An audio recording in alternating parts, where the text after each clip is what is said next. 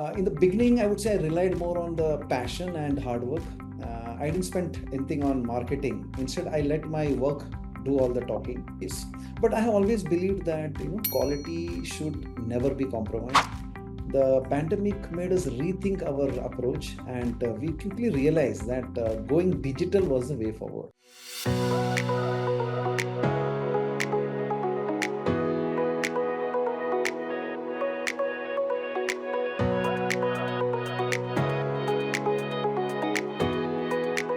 Everyone, welcome to FaceTime with Leaders, a podcast series by World Development Corporation. I'm Sunny Pancholi, uncovering some great achievements and contributions of unsung heroes, inspiring others. We are fortunate to have Mr. Santosh Nair on our talk show today. He's going to reveal his professional secrets with which he has been a highly successful entrepreneur for nearly 2.5 decades. Welcome to FaceTime with Leaders, Mr. Nair, and I'm thrilled to begin the conversation. Thank you, Mr. Sunny. The pleasure is all mine. So, Mr. Nair, to begin with, you have spent nearly 2.5 decades in entrepreneurship. It takes more than great to have such series of successes. So, could you let us know what is that more that makes you stand out? Oh, Sunny, thanks for the introduction, by the way. My journey over the past 2.5 decades in entrepreneurship has truly been life-changing, I would say. I have always believed that success in business takes more than just hard work. It's about having a clear vision, spotting the opportunities, and being determined to go after them.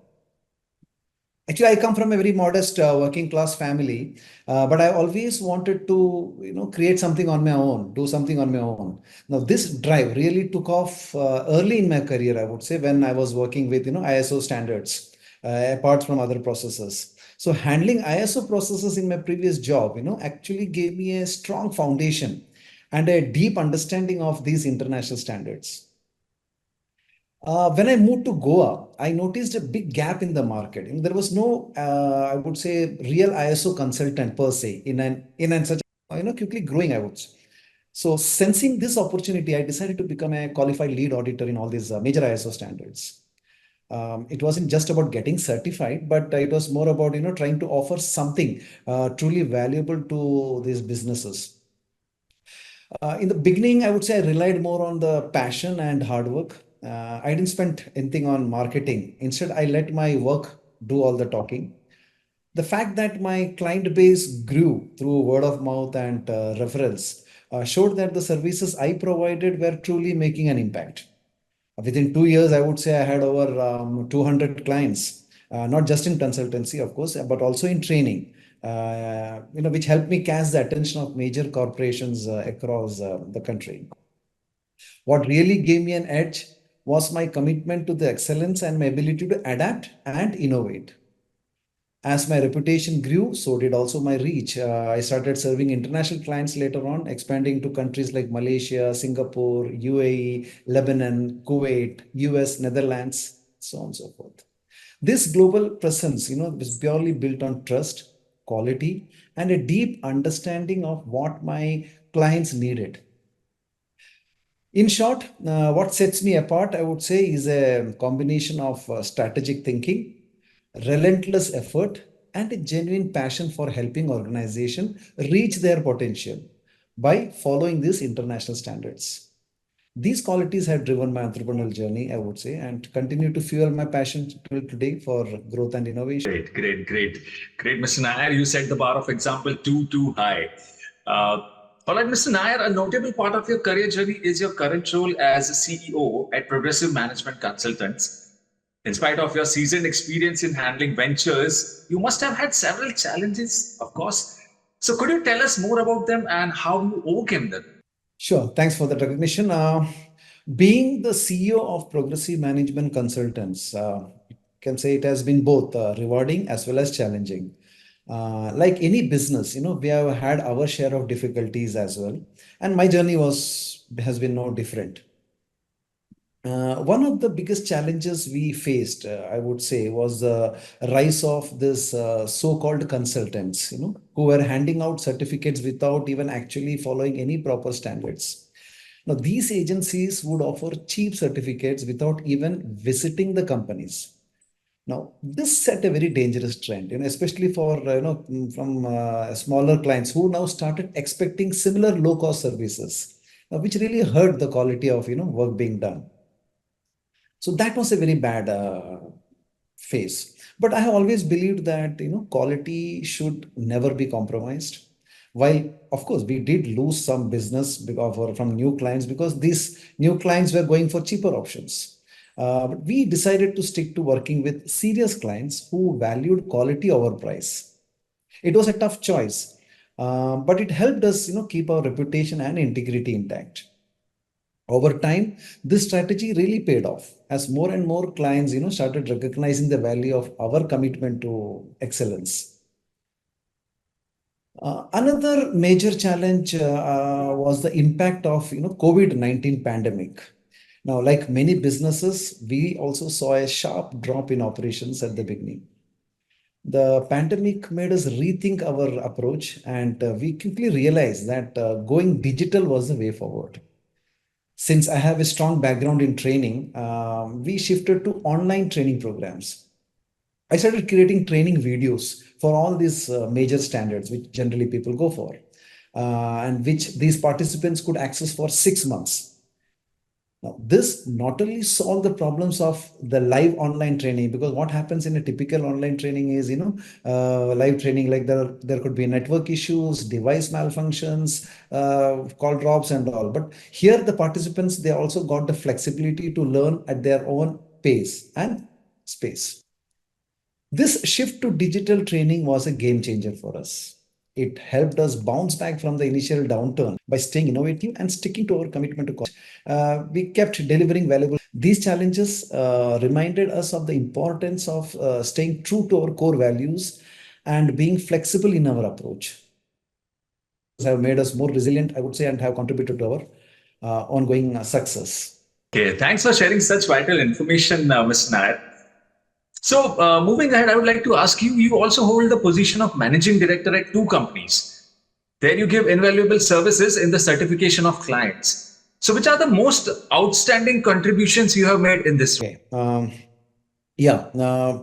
role as a managing director in SQAC Certifications Private Limited and ASTRAIA Certifications Private Limited, I have had the chance to make a real difference in the certification field, and I'm proud of what we have achieved so far. When I started SQAC certifications, my goal was to help clients who needed quality certification services, definitely, but they couldn't afford the high fees of this big names. We offered reliable, cost-effective solutions while making sure that we keep the certification process honest and meaningful. Definitely, we were very careful to avoid any conflict of interest because we have a vertical that is into consultancy. So there could be a conflict of interest. So we have to be very careful, and we ensured that those who take consultancy will not go for our certification that way. And this approach helped us build trust with our clients. Later, we launched ASTRAIA Certifications Private Limited, which is an IAF approved, International Accreditation Forum approved certification body. Getting that IF accreditation, tie-up was a big deal for us because that really boosted our credibility. And then we started, strengthening our base again in the same countries, Malaysia, Singapore, UAE and all, and in these all three markets. Thanks to that. One thing I would say that I have always believed in, and I always make sure that, I instill in my team, audit teams, is that the systems we help our clients implement, it should be for their own benefit. It should not be just for facing an audit or passing an audit. Our auditors are definitely trained to add values, and they should make the clients understand and appreciate the systems they're putting in place, rather than just pointing out what is wrong and what's not in place. So this approach has helped us becoming, it's not just being a certifier, rather we have become partners in our clients' growth. That's what we try to say. One of the achievements I'm most proud of now is our franchising model. Today, we have close to 55 franchises in India and maybe 5 or 6 international. This model has been really great for us as well as our franchisees because it helps expanding our reach, making our brand well known. And when we see our franchisees succeed, it gives us very good satisfaction as it not only helps the business grow, but it also strengthens our brand in this industry.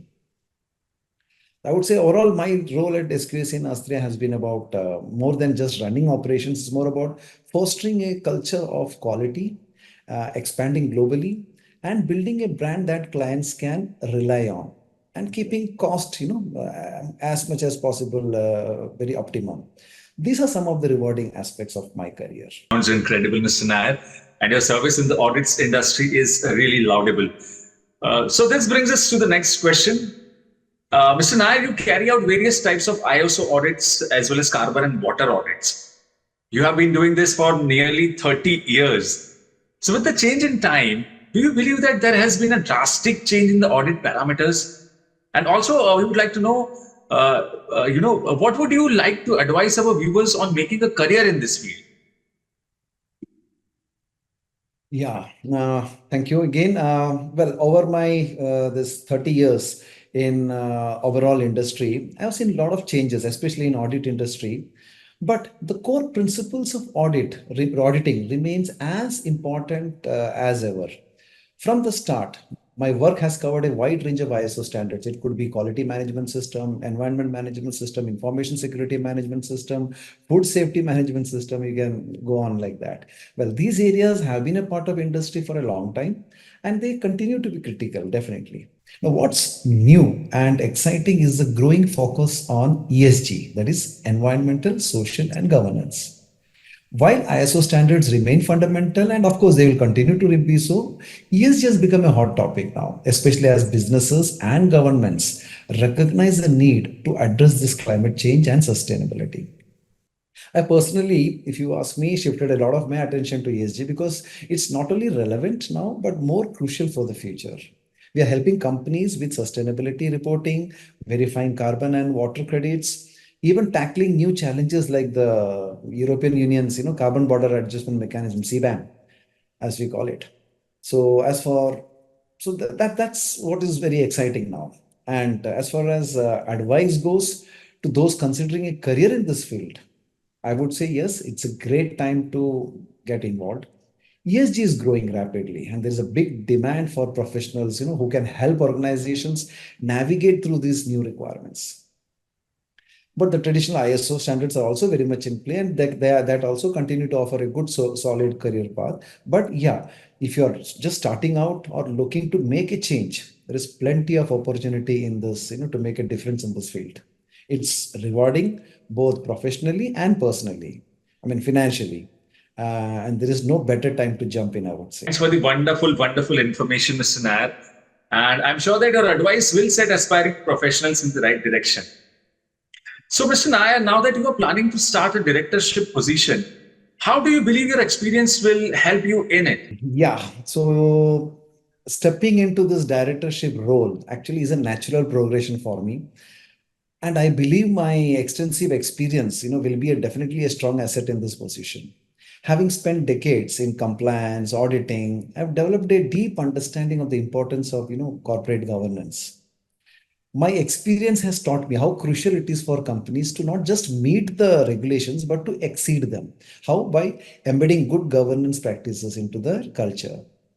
This is something I've been doing with my clients around the world. Help them navigate complex regulations and standards, which I believe would be invaluable in a directorship role. Additionally, my work in carbon and water audits, particularly within the ESG framework, gives me a unique perspective that I can, bring to the board. As companies are increasingly focusing on sustainability and their environmental impact, my background will allow me to contribute meaningfully to ESG discussions and decisions at the board level. I understand the nuances of these issues and can help guide the company in, aligning its practices with the latest sustainability standards. Overall, my global experience combined with my expertise in compliance, governance, and ESG equips me well to add value as a director. I'm excited about the opportunity to bring these skills to the table, and help steer the company towards continued success. Okay, so since we are discussing ESG, Mr. Nair, and you have chosen Directors Institute for your needs to upskill in ESG and international corporate governance, with our support, how smooth does your transition to the boardroom seems to have become? Yeah. Okay. Um, I would say, yeah, attending the Directors Institute course definitely has been, I would say, incredibly valuable to me, no doubt. Because the course has really helped me, bridge the gap between my existing expertise and the specific demands of a boardroom role, especially in areas like, ESG or international corporate governance. As far as the insights and practical knowledge I have gained has made the transition to the boardroom feel much more smoother and more confident. In fact, the I should say the course package has been made in such a way that it really takes you through the entire of these aspects with a breeze. I now have a clearer understanding of how to apply my skills in a way that aligns with the expectations and responsibilities of a board member. The support from the Directors Institute has been definitely crucial in making me feel prepared and ready to take on this new role. No doubt about it. And I thank Directors Institute a lot for this. Thank you so much, Mr. Nair. And believe me or not, with this session, you have filled in the knowledge gap of many HON professionals on venturing into startups. Also, many young professionals have definitely gained the right inputs to embark on a journey in your field. All right. So, Mr. Nair, we wish you all the best. And thank you so much for joining us today and sharing your amazing insights with us. Thank you and have a nice day. Thank you very much. Thank you very much. Thanks for having me. Thank you.